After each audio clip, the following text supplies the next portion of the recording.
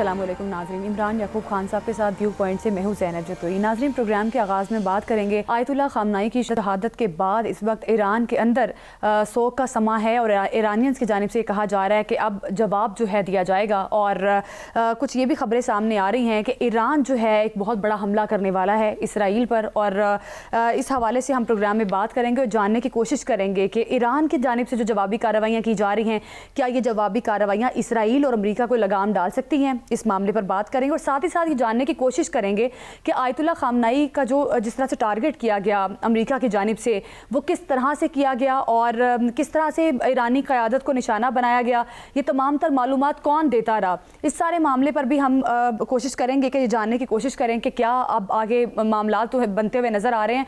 और ये भी कहा जा रहा है कि अमरीका के अंदर से भी अब ट्रंप के अगेंस्ट आवाज़ें उठ रही हैं। और ये कहा जा रहा है कि जब वोटिंग करवाई गई, सर्वे करवाया गया, उस सर्वे के मुताबिक 5 अमरीकियों में से 4 ने ये कहा कि ईरान के साथ जंग नहीं होनी चाहिए। तो अब सदर ट्रंप के लिए अमेरिका में क्या हालात बनते हुए दिखाई दे रहे हैं, इस पर बात करेंगे। प्रोग्राम के आखिरी हिस्से में बात करेंगे ईरान के अंदर इंटरनली इस वक्त क्या सूरत हाल है और कितना जानी और माली नुकसान हुआ है, इसका तखमीना लगाने की कोशिश करेंगे कि वहाँ पर क्या सिचुएशन है।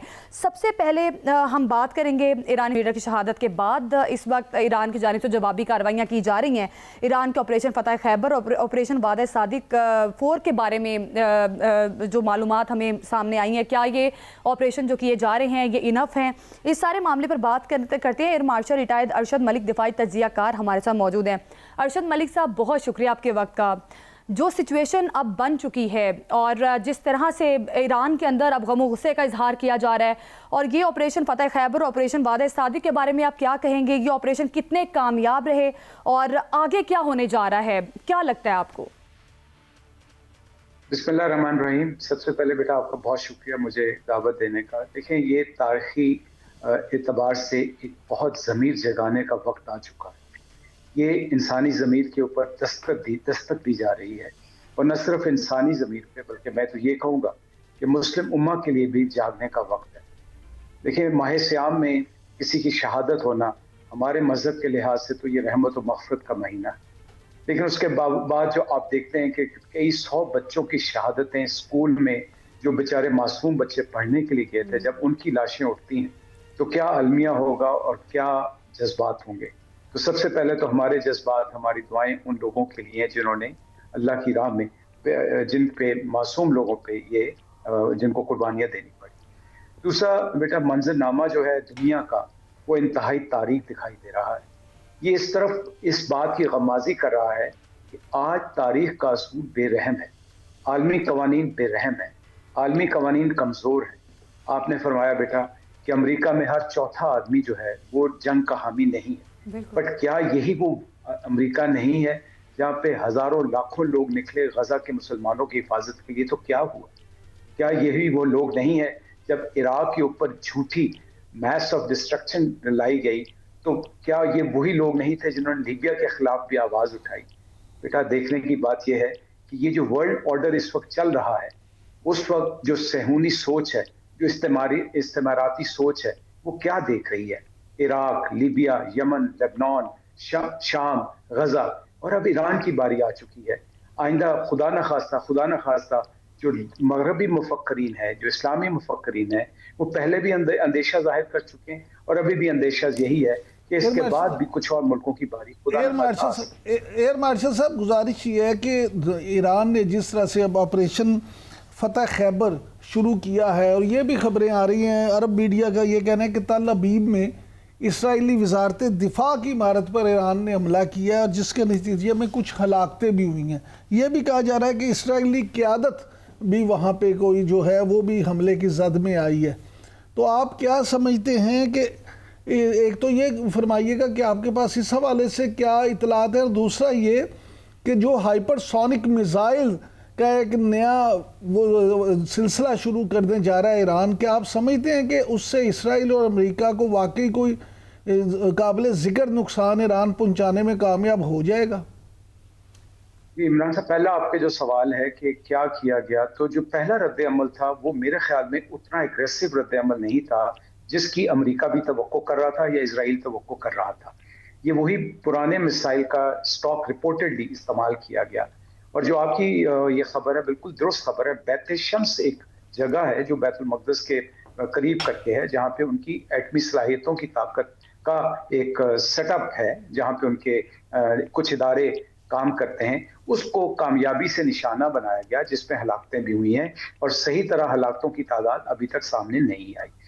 जो आपका कहना है मिसाइल टेक्नोलॉजी, देखें ये बात तस्लीम शुदा अमर है कि अंडरग्राउंड बंकर्स की सूरत में, अंडरग्राउंड स्टोरेज की शक्ल में और अंडरग्राउंड लॉन्च करने की सूरत में ईरान के पास बहुत बड़ी मिसाइल टेक्नोलॉजी का जखीरा है, कैपेसिटी है, कैपेबिलिटी है। आप मेरी बात से इत्तफाक करेंगे कि कुछ अर्सा पहले जब अमेरिका ने और इजराइल ने मिलकर इनकी न्यूक्लियर टेक्नोलॉजी को टारगेट किया, तो ये डिक्लेयर किया गया कि उन्होंने इनकी न्यूक्लियर टेक्नोलॉजी को तबाह बर्बाद कर दिया। अब क्या वजह थी कि ये दोबारा अटैक करना शुरू हो गए? अगर वो टेक्नोलॉजी खत्म हो गई तो जनाब उसका जवाब ये है कि एक्चुअली इन्होंने ईरान को मजीद सिक पहुंचानी थी और ईरान की जो मिसाइल टेक्नोलॉजी है उसको टारगेट करना था। मेरे ख्याल में अभी जो आप जिस तरफ इशारा कर रहे हैं, शायद अगली वेव जो आएगी वो इससे ज्यादा तबाहकुन होगी, इससे ज्यादा ज़रब तेजी से और जोरदार लगेगी। अच्छा सर, ये फरमाइएगा कि कतर जो है उस पे ईरान बहुत ज़्यादा अटैक कर रहा है और कुछ ईरानी मीडिया का ये कहना है कि ईरान, क्योंकि अमेरिका के बहुत बड़े अड्डे जो हैं फ़ौजी वो कतर में हैं, लिहाजा ईरान का टारगेट ये है कि उनको मुकम्मल तौर पे तबाह कर दिया जाए। आप क्या समझते हैं कि ये मिडिल ईस्ट में जितने भी अड्डे हैं अमेरिकी, वहाँ पे अटैक करना, और उन एक तो ये कि क्या वहाँ ईरान कामयाब होगा, और दूसरा क्या ये स्ट्रेटजी ठीक है कि बरादर इस्लामी ममालिक जो हैं उनमें भी अटैक करके तो वहाँ पे भी अमरीकी अड्डों को तबाह किया जाए? अब मैं उससे इत्तफाक तो नहीं करूंगा कि जब आप ब्रदर मुसलमान ममालिक पे हमला करते हैं और ख़ास तौर पे उनके शहरियों पे जब हमला करते हैं तो वो बिल्कुल काबिल कबूल नहीं।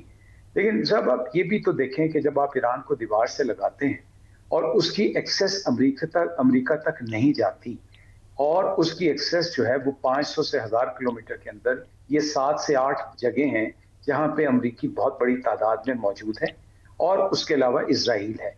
तो दूसरी जो उसकी एक्सेस बनती है वो अपनाए हुम्स में आने वाले गैर मुल्की और बैरूनी जहाज़ों पे है या कैरियर पे है। तो ईरान ने इन हालात में जब आपने उसको दीवार से लगा दिया तो वो एक रिएक्शन कर रहा है, और उस रिएक्शन में ऑल्दो उस एक्यूरेसी के साथ अमेरिकन आर्सेनल्स को, अमेरिकन अड्डों को तबाह नहीं कर पा रहा, लेकिन वो करता रहेगा। लेकिन मलिक साहब ये फरमाइएगा, अभी ताज़ा तरीन इतलात ये आ रही हैं कि ईरान ने अमरीकी बहरी बेड़े पे हमला कर दिया है, तो क्या ये हमला जो है अमेरिका को की कमर तोड़ेगा, अमेरिका को इससे नुकसान होगा? देखिए बहुत बड़ी, ये मैं अगली बात करना चाह रहा था कि 3 तरीके हैं जिससे ईरान अपना रद्द अमल जाहिर करेगा। पहला तो आपने और मैंने एस्टेब्लिश कर लिया कि हाइपरसोनिक और सुपरसोनिक बैलिस्टिक मिसाइल जो हैं उनका इस्तेमाल होगा, और उसका जो नया आर्सेनल है जो ईरानी इतलात के मुताबिक अभी इस्तेमाल नहीं हुआ, एक तो आज रात को या कल सुबह तक उसको आप एक्शन में देखेंगे। दूसरा जो इनकी को कहलाती मस्कीटी फ्लीट, जो इनकी बोट्स हैं वो 1000 की तादाद में है, उनके ऊपर मिसाइल्स हैं, उनके ऊपर गन्स हैं, और ये वो सुसाइडल किस्म के मस्कीटो फ्लीट्स हैं जो कि किसी सूरत भी अमेरिका के जो बहरी बेड़े हैं उनको हमला कर सकते हैं। और ये एक फेस सेविंग और एक बहुत बड़ी अचीवमेंट होगी अगर वो उसको तबाह तो ना कर पाएं, लेकिन उनको थ्रेट कर पाएं, उनको अचीव इस तरह करें कि उनको रिट्रीट करने पे मजबूर। अच्छा अरशद मलिक साहब, जनाब आपकी इजाजत, तीसरा जी सर मुकम्मल करें सर, अगर आप इजाजत दें। जी मलिक साहब, तीसरा जो इनका आना है वो आना है स्वाम की शक्ल में ड्रोन अटैक, जो कि इस बेड़े पे भी आ सकता है और जो कि दूसरे जो एडजेसेंट टारगेट्स हैं उन पे भी आ सकता है। सर बज़ाहिर तो ऐसा लग रहा है जैसे ईरान इस जंग में अकेला है, जिस तरह से एक तरफ अमेरिका है, इसराइल है, इनका एक जॉइंटली ये टारगेट कर रहे हैं ईरान को। तो क्या लगता है सर आपको, इसका क्या फ्यूचर नजर आता है इस वॉर का? ईरान को कहाँ देख रहे हैं आप? मैं ये देख रहा हूँ कि ये एसिमेट्रिक वॉरफेयर की तरफ लेके जाएंगे, बिकॉज आप बिल्कुल सही फरमा रही हैं, ईरान अकेला कब तक इनका मुकाबला करेगा? उसकी प्रॉक्सीज तो इन्होंने पहले से खत्म कर दी, हिजबुल्लाह खत्म हो चुका है प्रैक्टिकली, जो होतीज हैं उनके पास भी अब वो मसल्स नहीं है। इसका मतलब ये होगा कि ये इसी तरह की एसिमेट्रिक वॉरफेयर के तहत टारगेट लेंगे और फिर खास तौर पे जो खलीज के मुल्कों में एक खौफ की फिजा आएगी, वही खलीज के मुल्क उठेंगे और वो चीन और रूस की मदद से अमेरिका को टेबल टॉक पे ले आएंगे। ये मैं और आप पहले भी इस्टेब्लिश कर चुके हैं कि किसी भी जंग का नतीजा हथियारों से सिर्फ नहीं होता, सफारती महाज को ले आना पड़ता है।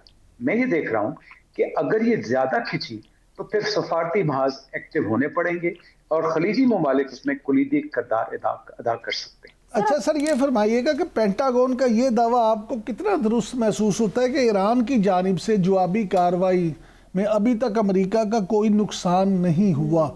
क्या ये सच है या नुकसान छुपाया जा रहा है?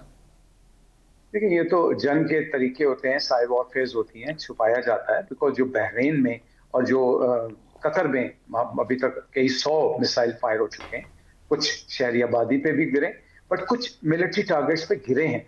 इसी तरह बहरीन की इतलात हैं कि वहां पे भी शहरी आबादी के साथ साथ कुछ जगहों पे मिलिट्री टारगेट्स पे भी अटैक हुए हैं। ये मैं मान सकता हूं कि उनके शहरी बिल्कुल हलाक नहीं हुए होंगे, लेकिन इसराइल में तो हलाकतों की तादाद है और इसराइल में खौफ व हरास की इतलात बहुत मजबूत मौजूद हैं। तो अमेरिका को डायरेक्ट, देखिए मुसीबत क्या है, मुसीबत यही है कि सेहूनी सोच और इस्तेमाराती सोच जो है वो करती ही ये है कि वो बाहर से बैठ के तमाशा लेते हैं और अपने ट्रिलियंस ऑफ डॉलर्स को हमारे ही पैसों से वापस लेते हैं। अच्छा सर, ये फरमाइएगा कि सीनियर साफ़ी हामिद मीर साहब ने अपनी एक्स पोस्ट में लिखा है कि पाकिस्तानी फ़ौज और एफसी नॉर्थ ने ज़ोब सेक्टर में अफ़गानिस्तान के 32 स्क्वायर किलोमीटर इलाके पे कब्ज़ा कर लिया है।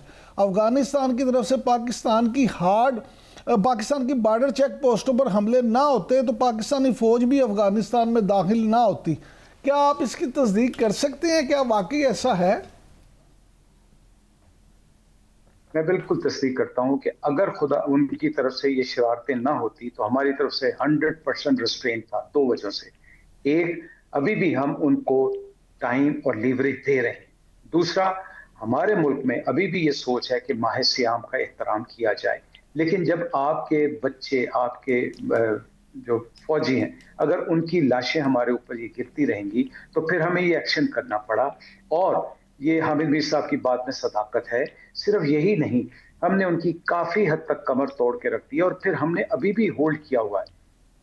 सर, अभी हमारे जो बॉर्डर्स हैं इस वक्त वोलेटाइल कंडीशन में हैं। जाहिर है पाकिस्तान कोशिश कर रहा है कि अफगानिस्तान से जो दहशतगर्दी होती थी वहाँ पर भी दहशतगर्दी को रोका जा सके, इसीलिए ये इकदाम किए जा रहे हैं। अब ऑपरेशन ग़ज़ब-उल हक़ जारी है, पाक फौज की जानिब से अफगानिस्तान में कुछ पोस्टों पर कब्जा भी कर लिया गया है। क्या समझते हैं इन इकदाम के ज़रिए सर हम दहशतगर्दी को कंट्रोल कर सकेंगे? देखिए, मैंने अभी ईरान की भी मिसाल दी कि एसिमेट्रिक वॉरफेयर को कंट्रोल करना काफी मुश्किल है। हमारा टारगेट ये था कि जो टीटीपी के कैंप्स हैं, जो उनके ट्रेनिंग एरियाज हैं और जो उनके डंप्स, सो कॉल्ड डंप्स बने हुए हैं, उनको किसी तरह कंट्रोल या न्यूट्रलाइज किया जाए। हम उसमें काफी हद तक कामयाब हो चुके हैं, लेकिन ये किसी सूरत 100% अचीवमेंट नहीं हो सकता, बिकॉज दुश्मन आपके अंदर छुपा होता है। आपकी जो बाउंड्रीज वॉलेटाइल, जैसे आपने खुद फरमाया, 1600 किलोमीटर का बॉर्डर है, मुश्किल दुश्वार गुजार बॉर्डर है और फिर वो आपके अंदर भी मौजूद है। उनको कंट्रोल 100% करना तो मुश्किल है, लेकिन अगर हम यकजहती के साथ, कौमी यकजहती के साथ इस चीज को रियलाइज कर लें कि ये मजहब की जंग नहीं बल्कि ये हमारे सॉवरेनिटी की और हमारे अपने लोगों की बका की जंग है, तो फिर इस पे इंशाल्लाह काबू पाएगा। अच्छा एयर मार्शल साहब, ये फरमाइएगा कि वाहान की जो पट्टी है वो बड़ी पाकिस्तान के लिए भी इम्पोर्टेंट है और कभी भी उस तरह से अफगानिस्तान का हिस्सा नहीं रही। आप क्या समझते हैं कि ये ऑपरेशन ग़ज़ब-उल हक़ जो है, इसमें क्या पाकिस्तान वाहान की पट्टी जो है उस पर कब्जा कर सकता है, प्रॉपर उसको अपने कंट्रोल में ला सकता है? देखिए साहब, आप सब समझते हैं कि पाकिस्तान ने कभी भी किसी तौर पर अपने आप को तसल्लुत की सियासत या तसल्लुत की स्ट्रेटजी पे हम नहीं लेके गए। वरना अगर हम चाहें तो क्या आपके ख्याल में अफगानिस्तान की तरफ क्या हम अपने कदम आगे नहीं लेके जा सकते? क्या हम ये नहीं कह सकते कि हमारे पास मुहब्बे वतन पश्तून की आबादी आपकी पश्तून आबादी से बहुत ज्यादा है, तो ये हमारा हक बनता है। लेकिन हमारी कभी भी ये तौजीह नहीं रही। मेरा नहीं ख्याल कि हमारी किसी भी स्ट्रेटेजिक थॉट में ऐसा है कि हम उनके इलाके पे कब्जा करें। नहीं सर, हमारा बात एक ही। लेकिन मलिक साहब, बात उनके इलाके पे कब्जे की नहीं है। गुजारिश ये है कि जो नेक्सिस है इसराइल, इंडिया और अफगानिस्तान, वो ये नेक्सिस जो पाकिस्तान में जिस तरह से दहशतगर्दी कर रहा है, पाकिस्तान की इकॉनमी को जिस तरह से खुदा न खास्ता ये नुकसान पहुंचाना चाहते हैं, जिस तरह से हमारी सलामती को नुकसान पहुंचाना चाहते हैं, तो इस सारी सूरत हाल में आप नहीं समझते कि पाकिस्तान को अपनी इकॉनमी बेहतर करने के लिए भी अपने पाँव मजबूत करने की ज़रूरत है?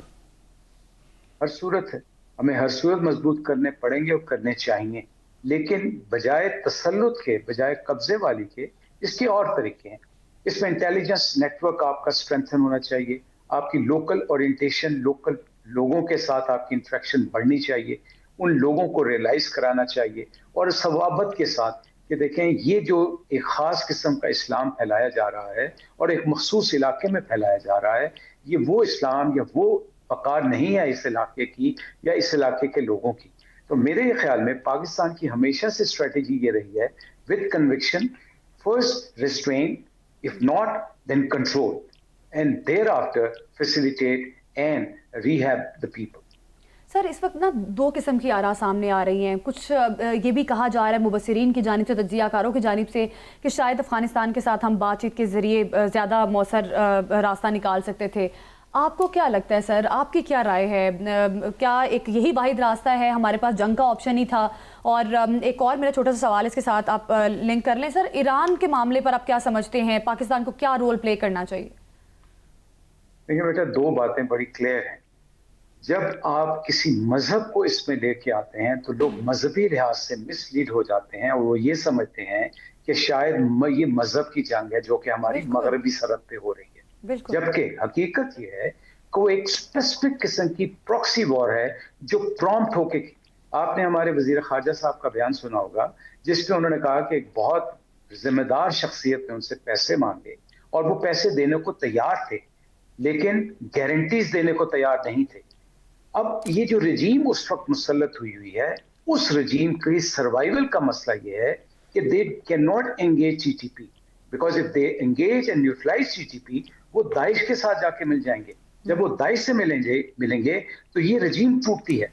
तो हमें अफगानिस्तान, अफगानी लोगों से कोई गिला नहीं, हमें उस रजीम की understanding and being used as a proxy हमारा प्रॉब्लम है। और दूसरा बेटा जो आपने बात पूछी ईरान के ताल्लुक में पाकिस्तान, मेरे ख्याल में अभी तक तो पाकिस्तान ने इंतहाई जिम्मेदारी के साथ अपना रोल अदा किया है। पिछली जंग में भी जो इनके साथ हुई उसमें भी पाकिस्तान ने पॉजिटिविटी दिखाई और ये साबित हुआ कि पाकिस्तान बार बार जो कह रहा था कि हिंदुआता सोच असल में सेहूनी सोच के साथ मिलकर ईरान को कमजोर करे। बिल्कुल ठीक है सर, आपने बिल्कुल दुरुस्त फरमाया। बहुत शुक्रिया आपके टाइम का। एयर रिटायर्ड अरशद मलिक साहब हमारे साथ मौजूद थे और इस मौजू पर हमें गाइड कर रहे थे। नाजरीन, अभी वक्त हुआ एक शॉर्ट ब्रेक का। ब्रेक के बाद बात करेंगे CIA ने टॉप ईरानी क़यादत का सुराग कैसे लगाया, हमले की मनसूबाबंदी कैसे की गई, इस मामले पर बात करेंगे। स्टे विद अस।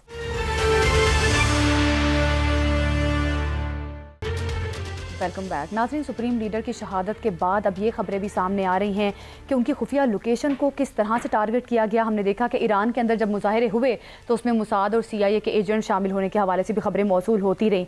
तो अब उनकी लोकेशन किस तरह से ट्रेस की गई, इस सारे मामले पर बात करते हैं। साजिद तारड़, बानी अमेरिकन मुस्लिम्स फॉर ट्रंप, हमारे साथ मौजूद हैं। साजिद तारड़ साहब, बहुत शुक्रिया आपके वक्त का। किस तरह से देख रहे हैं आप? एक तरफ तो सुप्रीम लीडर को शहीद कर दिया गया, अब ईरान के अंदर भी जाहिर है गम गुस्सा पाया जा रहा है, फिर ये भी सवालात उठाए जा रहे हैं कि खुफिया लोकेशन को इंतहाई दुरुस्तगी के साथ किस तरह से निशाना बनाया गया। तो इस सारी खबर पर आपको क्या तबसरा है? सारे सिनेरियो के अंदर सिर्फ एक शख्स जो है वो इंस्ट्रूमेंटल है या बेनिफिशरी है, वो बीबी नेतन्याहू है, इजराइल का प्राइम मिनिस्टर, जो कि मुसलसल अपनी पॉपुलैरिटी लूज करता नजर आ रहा है। और उसकी बड़ी ख्वाहिश थी, बल्कि जो ज़ायनिस्ट एक कम्युनिटी है उनकी बड़ी ख्वाहिश थी कि किसी तरीके से अमेरिका को घसीट के इस मसले के अंदर फंसाया जाए, और वो उसमें बड़े कामयाब हुए हैं। बड़ी बड़ी लॉबी की उन्होंने इसमें। इस वक्त यहाँ ये बताना चाहूँगा कि ईरान जो है वो direct threat American main line को थ्रेट नहीं था, इसमें ऑब्जेक्टिव सिर्फ और सिर्फ इजराइल है। और अब देखें कि अनकंडीशनल सपोर्ट ऑफ इजराइल की कीमत कितनी अदा करनी पड़ती है। यहां ये देखने वालों को अर्ज करना चाहूंगा, अमेरिका के अंदर इस वक्त जो नंबर 1 इशू, इलेक्शंस आ रहे हैं नवंबर में, mid term, number 1 issue inflation है, महंगाई है। एवरेज अमेरिकन 2-2 जॉबें करके अपना गुजारा कर रहा है, और जो नया एक महंगाई का तूफान आएगा पेट्रोल की प्राइसें ऊपर जाने से एक्सपेक्ट की जा रही हैं, $100 से $150 पर बैरल होगा, और उसको दुनिया किस तरह हैंडल करेगी। अब ये सिर्फ इजराइल की वजह से इतना बड़ा पूरा कॉन्फ्लिक्ट। देखें, आज अगर देखा जाए तो इस कॉन्फ्लिक्ट में अमेरिका के साथ ना एलाइज खड़े हैं, ना यूरोपियन यूनियन खड़ी है, नेटो नजर नहीं आ रही, इसमें 2 कंट्री सिर्फ इकट्ठे हैं, अमेरिका और इजराइल।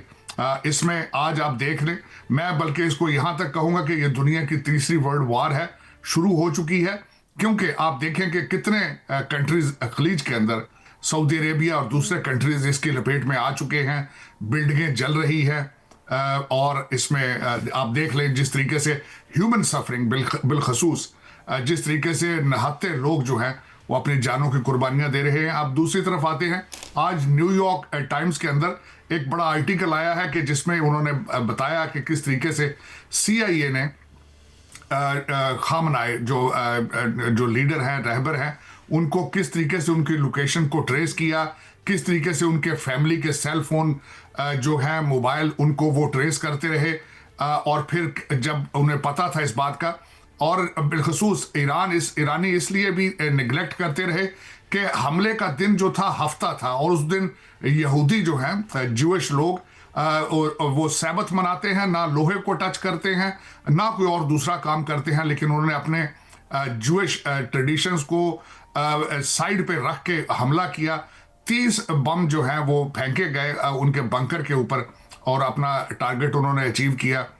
और मैं समझता हूं कि अब तारड़ साहब ये फरमाइएगा कि जिस तरह से आपने न्यूयॉर्क टाइम्स का जिक्र किया, उसी तरह से वाशिंगटन पोस्ट में भी आज एक आर्टिकल छपा है, और ये मुख्तलिफ मीडिया की तरफ से भी दावे किए जा रहे हैं कि ये जो अमेरिका और इसराइल का हमला है ईरान पे, इसमें खलीजी पड़ोसी मुल्क जो है उसने भी जो है प्रेसिडेंट ट्रंप को कायल करने में जो है ना इसराइल की मदद की कि आप ईरान पे हमला करें। एक तो इस हवाले से बताइएगा, दूसरा सर ये बताइएगा कि आलमी बरादरी के साथ साथ इस वक्त अमेरिका के अंदर भी जो है ईरान पे हमलों की मजम्मत की जा रही है, तो आप क्या समझते हैं कि ट्रंप इंतज़ामिया इस सारे मामले को किस तरह से डील करेगी?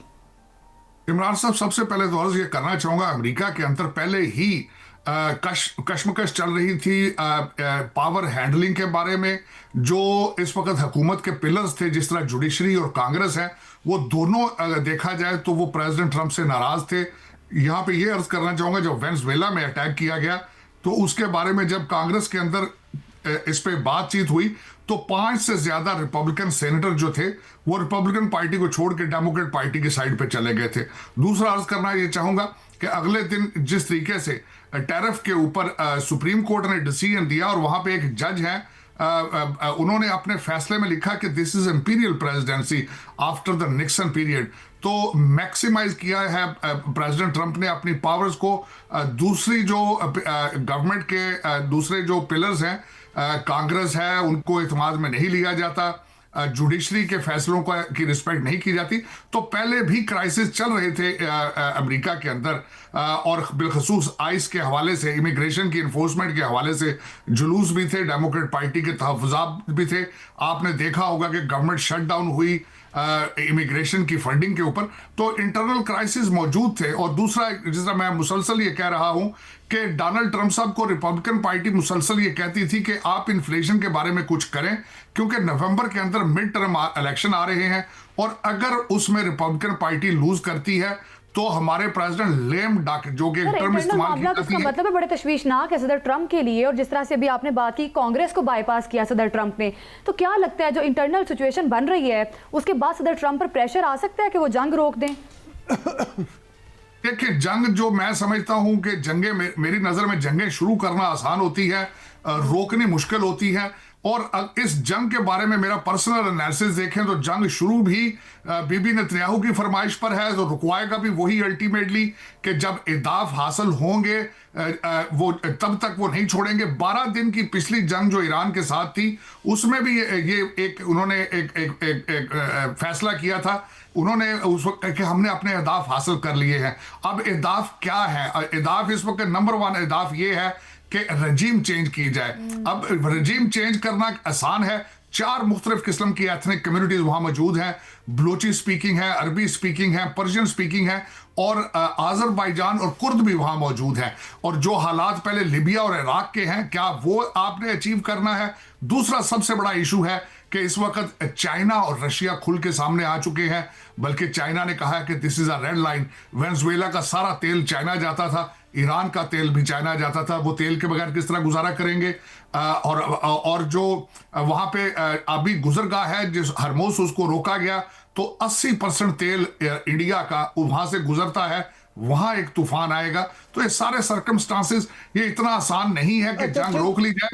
जो सब इस पे एक बात जो खास तौर पे मैं आपसे जानना चाहूँगा, क्योंकि आप माशाल्लाह से अमरीकी मामलात को तो समझती हैं, लेकिन मिडल ईस्ट पे भी आपकी गहरी नज़र है।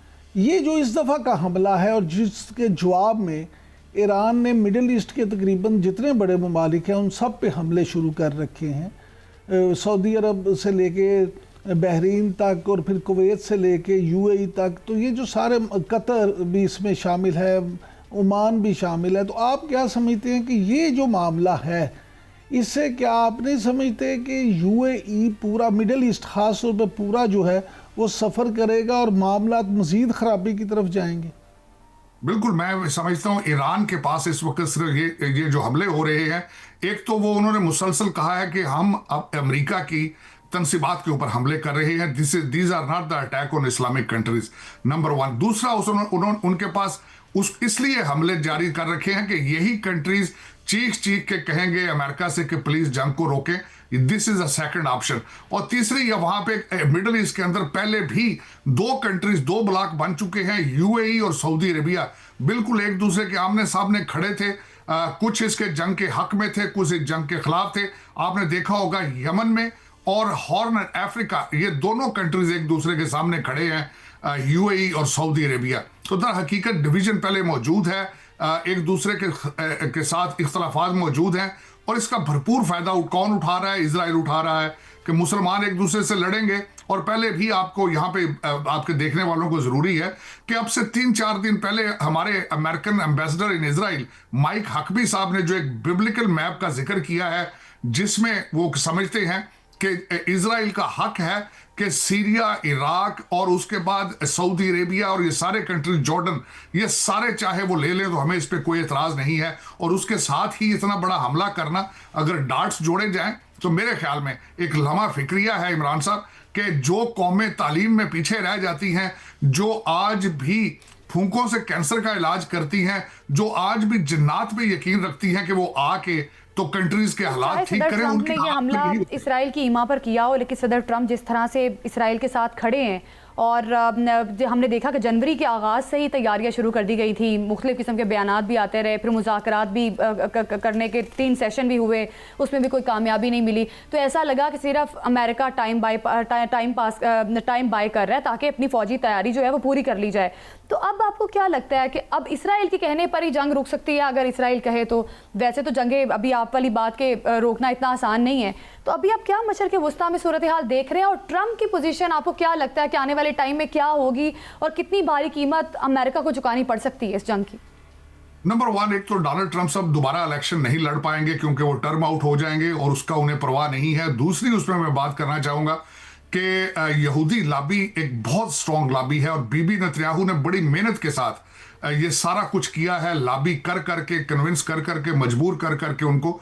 तो दर हकीकत अगर देखा जाए तो जंग बीबी नेतन्याहू ने शुरू कराई है, वही इस पे ग्रीन सिग्नल देंगे, अहदाफ हासिल। अब वो अहदाफ क्या है? मेरे जैसा बंदा वाशिंगटन डीसी में बैठ के देख रहा है कि इन्होंने शाह ईरान के रजा शाह पहलवी उसको तैयार किया है, वो इसराइल भी गए, वहां पे उनको भी गारंटियां देकर आए कि हम इजराइल को रिकॉग्नाइज करेंगे, और फिर उसके बाद ये सोचना जरूरी है कि क्या वो ईरान की हालत ठीक कर लेंगे, करने की सलाहियत रखते हैं, absolutely not. Irani diaspora divided है यहाँ पे उनकी सपोर्ट में। ईरान के अंदर डोनाल्ड ट्रंप साहब, प्रेसिडेंट ट्रंप साहब खुद कह चुके हैं कि ये रजा शाह पहलवी ईरान की सिचुएशन को हैंडल नहीं कर पाएंगे। दूसरी बात ये है कि वहां पे जो रहबर खामनाई हैं वो अपने नीचे दूसरे लीडरान के नाम दे के जा चुके हैं, विरासत में दूसरे कई लीडरों के नाम आ चुके हैं। और दूसरा मैं जो अर्ज कर रहा था कि क्या इस रजीम को अगर चेंज किया जाए तो ईरान की हालत इराक जैसी होगी, लीबिया जैसी होगी, और क्या ये दुनिया या वो पूरा रीजन इसको अफोर्ड कर पाएगा? यहाँ पे एक बात और जरूरी है कि 900 किलोमीटर का बॉर्डर पाकिस्तान के साथ है। आपका 1600 किलोमीटर का बॉर्डर पहले ही जल रहा है। बिल्कुल साजिद तारड़ साहब बिल्कुल दुरुस्त कह रहे हैं। इसी मामले पर मजीद भी आपसे कमेंट लेंगे। अभी वक्त हुआ एक शॉर्ट ब्रेक का, हमारे साथ ही रहिएगा और ब्रेक के बाद हम बात करेंगे जंग के बाद ईरान और मशरिक़ वुस्ता का मुस्तकबिल क्या होगा, पड़ोसी ममालिक क्या चाहते हैं, इस मामले पर बात करेंगे। स्टे विद अस।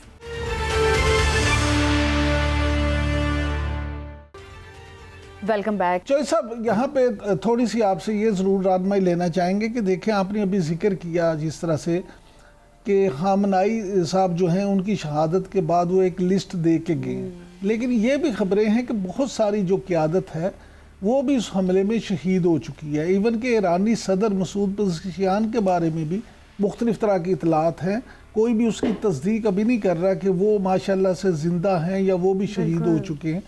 तो इस सारी सूरत हाल में ये जो एक कॉन्स्पिरेंसी थ्योरी ये चल रही है कि तमाम तर सैटेलाइट की मदद के बावजूद ईरान के अंदर से भी जो थे कुछ कुव्वतें ऐसी थीं जो अमेरिका और इसराइल के साथ राब्ते में थीं और जिन्होंने इस हमले में सारी मालूमात भी बाहम पहुँचाई।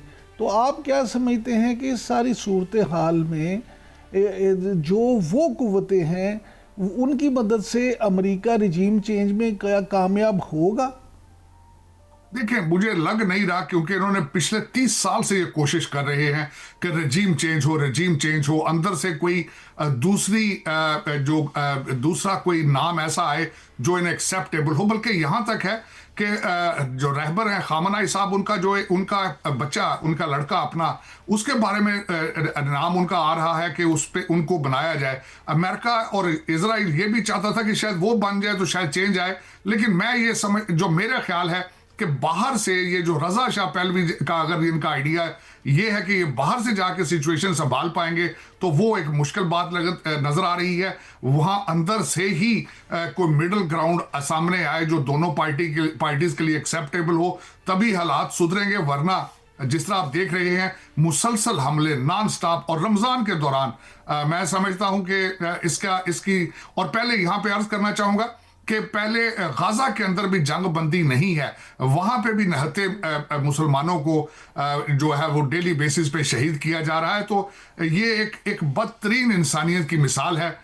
मैं सर यहाँ पे एक ये भी मामला है कि इस वक्त ये कहा जा रहा है कि जो आयतुल सुप्रीम कमांडर की जो वसीयत थी उसके मुताबिक मजलिस का जो है इजलास होने जा रहा है और फिर आज ही सुप्रीम कमांडर का ऐलान कर दिया जाएगा। तो क्या आप नहीं समझते कि अगर अमेरिका नाकाम हुआ अपनी मर्जी का सुप्रीम कमांडर बनवाने में, तो ये भी खबरें हैं कि शायद नए सुप्रीम कमांडर गुरिल्ला वार का भी ऐलान कर दें। तो अगर इस तरह का मामला हुआ तो फिर आप क्या समझते हैं कि अमेरिका में और इसराइल में या अरब ममालिक में मज़ीद सूरत हाल ख़राब नहीं होगी? एब्सोल्युटली। और दूसरा, हिस्टोरिकली देखा जाए तो इमरान साहब, Iran is not only a country, civilization है, फारसा सिविलाइजेशन है। और आज तक वो देखा जाए माजी में तो उनके ऊपर कोई हुकूमत नहीं कर सका। किसी छोटे से एक हिस्से ईरान पे कोई थोड़े अरसे के लिए किसी ने हुकूमत की थी। और जो इस वक्त वसीयत के बारे में उनके रहबर की वसीयत जो सामने आ रही है उसमें क्लियर नजर आ रहा है कि सरेंडर नहीं करेंगे, they will keep fighting it, they will keep fighting। और मैं ये समझता हूं कि इस वक्त एक बड़ी तादाद अमेरिकन ये समझती है कि this was a wrong decision, ये बिल्कुल गलत था कि हम एक सर, नई मेरा ख्याल है कि सदर ट्रंप इस मुगालते में थे कि वेनेजुएला को जिस तरह से उन्होंने टारगेट किया, इसी तरह से वो ईरान में भी रिजीम चेंज करवा लेंगे, तो शायद वो एक मुगालता था उनको, जो मेरा ख्याल है क्लियर हो जाएगा। सर, अब आप क्या समझते हैं, अब जो सिचुएशन है, ईरानी फौज ने भी कहा है कि उनके आयतुल्लाह खामनाई की शहादत का बदला लिया जाएगा और नाकाबिले फरामोश सबक जो है वो अमेरिका को सिखाया जाएगा। क्या समझते हैं, क्या कर लेगा ईरान ज़्यादा से ज़्यादा? देखिए, मैं समझता हूँ इस वक्त जिस तरह कहते हैं कि किसी जिन की जान तोते में होती है, तो इस वक्त अगर देखा जाए तो अमेरिका का सिर्फ वहां पे जाना इजराइल की वजह से है, और जितना वो इजराइल के पीछे जाएंगे या अमेरिका के एलाइज के और अमेरिकन एसेट्स के, that is the only thing Iranians can do. Otherwise उनके पास कोई ऐसा असला मौजूद नहीं है कि वो अमेरिका मेन लैंड को अटैक कर सके। तो मेरा जो जाती ख्याल है कि उसी रीजन के अंदर जो अमेरिका के एलाइज हैं, जहां जहां आर्मी बेसिस हैं, उनको पर अटैक करते रहेंगे और इजराइल को डैमेज करते रहेंगे। बल्कि इस वक्त जो नई खबर एक आ रही है कि वहां उनके फदाइन का यूनिट है, उसको भी एक्टिव कर दिया गया है, जिसमें सुइसाइड अटैक शुरू करेंगे वो इजराइल के और अमेरिकन एसेट्स के खिलाफ। तो मेरे ख्याल में ये और दूसरा यहाँ पे ये भी अर्ज करना चाहूंगा, अमेरिकन आर्मी जनरल्स ने ये बताया था कि this is not a Venezuela, this is a long haul, ये लंबा अरसा चलेगी war, can you afford it. अब मेरे ख्याल में ये सारी चीजें खातर खा सोच के इन्होंने ये सारा स्टेप लिया है। लेकिन चौधरी साहब, आपने पहले न्यूयॉर्क टाइम्स का जिक्र किया, तो न्यूयॉर्क टाइम्स ने तो अपने एक आर्टिकल में ये भी लिखा है कि ईरान पर हमला हमाकत है, इस हवाले से खतरात का कभी सोचा ही नहीं गया। तो ये सोच भी तो अमेरिका में पाई जा रही है सर। बिल्कुल, ये बहुत बड़ी सोच है। और दर हकीकत मैं यहाँ पे ये भी अर्ज करना चाहूंगा कि अगर देखा जाए तो मैं प्रेसिडेंट ट्रंप साहब के साथ पिछले तकरीबन 15 साल से उनके साथ ट्रैवल भी करता हूं, कवर भी करता रहा हूं, उनको तकरीरें भी सुनता रहा हूं। हमेशा he was considered anti war president, और जिस तरीके से नोबेल पीस प्राइज के लिए ही वाज अ कैंडिडेट। तो और जिस तरीके से मैंने देखा है कि वो, लेकिन आप ये सोचें कि इजराइल ने कितना मजबूर कर लिया होगा कि डोनाल्ड ट्रंप साहब को ये स्टेप लेना पड़ा। अभी अब से चंद हफ्ते पहले बोर्ड ऑफ पीस की बातें थी, तो मेरे ख्याल में बिल्कुल कंप्लीटली 90 डिग्री यू टर्न जो है ये मेरे जैसे कई अमेरिकन स्लोगन सदर ट्रंप हमेशा से अलापते रहे, ये कहते रहे जंगें बंद होंगी और पीस मेकर खुद को कहलवाना चाहते थे। लेकिन सर, जिस तरह से हर फ्रंट पर उन्होंने इस किस्म के महाज खोले, अब हम खाली इसराइल को भी तो इल्ज़ाम नहीं इसका ठहरा सकते कि इसराइल एक वाहिद वजह है जिसकी वजह से वो ईरान पर हमला उन्होंने किया है। नहीं, देखिए उसमें मैं एक तो बड़ी मेहनत है इसके पीछे, इजराइल ने बहुत ज्यादा मेहनत की है। ये ज़ायनिस्ट रजीम का पिछले 30 साल से ये ख्वाहिश थी कि अमेरिका को खींच के यहाँ लाया जाए और ईरान का रजीम चेंज की जाए। और फिर देखें किस तरीके से खूबसूरती से उन्होंने उस खित्ते में हर कंट्री जो उनके एंटी इजराइल था उनको चुन चुन के खत्म किया। जरा हिस्ट्री देख लें कि उन्होंने पिछले 3 साल में क्या किया। लेकिन चौधरी साहब, गुजारिश ये है कि जो हम देखें, ये मामला जो सबसे अहम है वो है मीशत का। पूरी दुनिया में इकॉनमी की जो सूरत हाल है, आपने खुद जिक्र किया कि हर अमरीकी भी जो है वो भी 2-2 जॉब्स करके अपना गुजारा कर रहा है। अब ईरान ने अपने होम्स जिस तरह से बंद कर दिए, तो तेल की कीमतें जहाँ पे जाएंगी, तो अगर पेट्रोल महंगा तो दुनिया की हर चीज़ महंगी। तो आप नहीं समझते कि ये जो नया बहरान एक पैदा होने वाला है, ये दुनिया को मज़ीद तबाही की तरफ ले जाएगा? एब्सोल्युटली इमरान साहब, मैं एग्री करूंगा, it was a wrong decision to go to Iran. और बिलखसूस मैं ये यहाँ पे अर्ज करना चाहूंगा कि माजी के अंदर जो मैं किताबें हिस्ट्री की पढ़ता रहा हूँ, हिटलर की सबसे बड़ी गलती ये थी कि उसने कई मुतअद्दिद फ्रंट्स के ऊपर जंग छेड़ दी थी और यही उसका डाउनफॉल हुआ। मेरे ख्याल में इस वक्त भी दुनिया में बहुत ज़्यादा जंगें छिड़ चुकी हैं। वेनेजुएला के बाद फ़ौरन ये डिसीजन लेना मेरे ख्याल में was not a wise decision. और जो मैंने जिस तरह अर्ज किया कि इस वक्त नंबर 1 इशू अमेरिका के अंदर इन्फ्लेशन है, महंगाई है, उसके लिए खातर खा कोई स्टेप नहीं लिया गया, बल्कि उस पर जलती पे तेल का काम किया गया है। और बहसीत पाकिस्तानी अमेरिकन, बहसीत पाकिस्तानी मैं कंसर्न हूँ कि पाकिस्तान के 3 फ्रंट के ऊपर इस वक्त जो है वो खतरा सामने मंडला रहे हैं। सदर ट्रंप को इवन अब अमेरिका के अंदर भी मुश्किलात का सामना हो सकता है, और आपस की बंदिश के बाद सऊदी अरब, इराक, कुवैत, यूएई, ईरान और कतर की बरामदात का बड़ा हिस्सा भी इसी गुजरगाह से जाता है, और इन सबको भी मुश्किलात का सामना हो सकता है। बहुत शुक्रिया आपका साजिद तारड़ साहब हमारे साथ मौजूद थे, इस मामले पर हमें बता रहे थे। नाज़रीन, इसी के साथ प्रोग्राम से दीजिए हमें इजाज़त, अगले हफ्ते फिर मुलाकात होगी। अल्लाह हाफिज़।